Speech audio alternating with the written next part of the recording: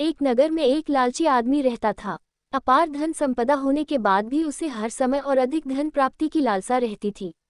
एक बार नगर में एक चमत्कारी संत का आगमन हुआ।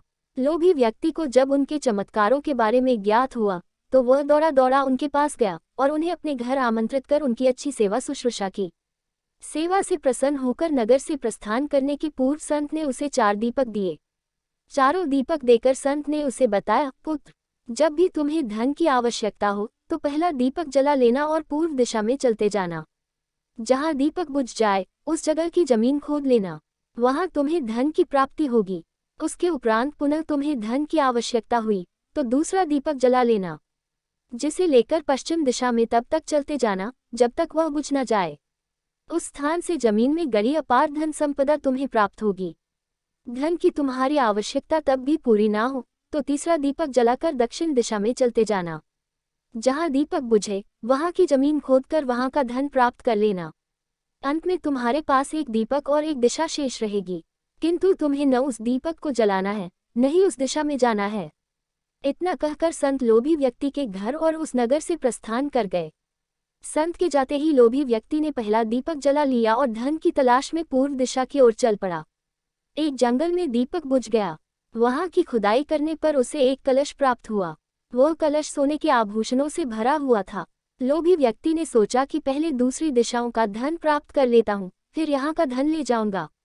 वह कलश वहीं झाड़ियों में छुपाकर उसने दूसरा दीपक जलाया और पश्चिम दिशा की ओर चल पड़ा।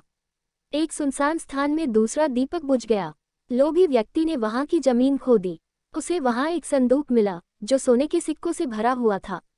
लोभी व्यक्ति ने वह संदूक उसी गड्ढे में बाद में ले जाने के लिए छोड़ दिया। अब उसने तीसरा दीपक जलाया और दक्षिण दिशा की ओर बढ़ गया। वह दीपक एक पेड़ के नीचे बुझा। वहां जमीन के नीचे लोभी व्यक्ति को एक घड़ा मिला जिसमें हीरे मोती भरे हुए थे।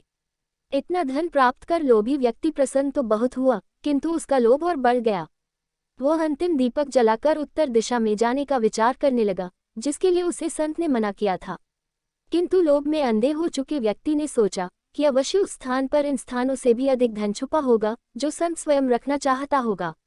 मुझे तत्काल वहां जाकर उससे पहले उस धन को अपने कब्जे में ले लेना चाहिए। उसके बाद सारा जीवन में ऐशो आराम से बिताऊंगा। उसने अंतिम दीपक जला लिया और उत्तर दिशा में बढ़ने लगा। चलते चलते वह एक महल के सामने पहुंचा।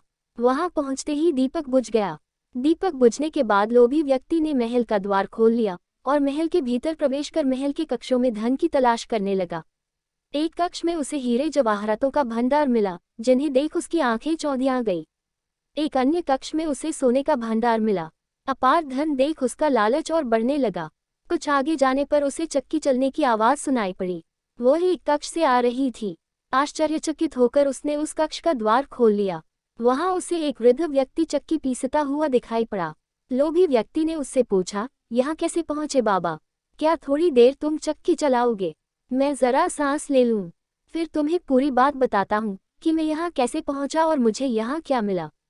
वृद्ध व्यक्ति बोला। लोभी व्यक्ति ने सोचा कि वृद्ध व्यक्ति से यह जानकारी प्राप्त हो जाएगी कि इस महल में धन कहाँ कहाँ छुपा है, और उसकी बात मानकर वह चक्की चलाने लगा। इधर वृद्ध व्यक्ति उठ खड़ा हुआ और जोर जोर से हंसने लगा। उसे हंसता देख लोभी व्यक्ति ने पूछा, ऐसे क्यों हंस रहे हो? ये कहकर वह चक्की बंद करने लगा। अरे अरे, चक्की बंद मत करना, अब से ये महल तेरा है। इस पर अब तेरा अधिकार है और साथ ही इस चक्की पर भी।